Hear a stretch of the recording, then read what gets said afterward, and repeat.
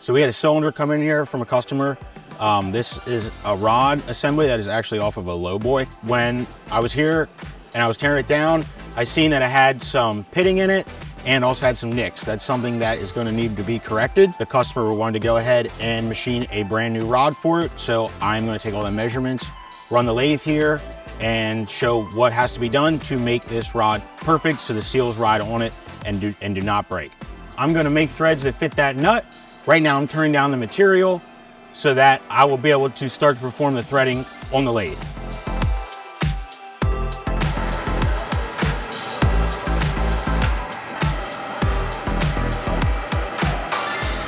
And then on the other end of this, there was a clevis that went on here.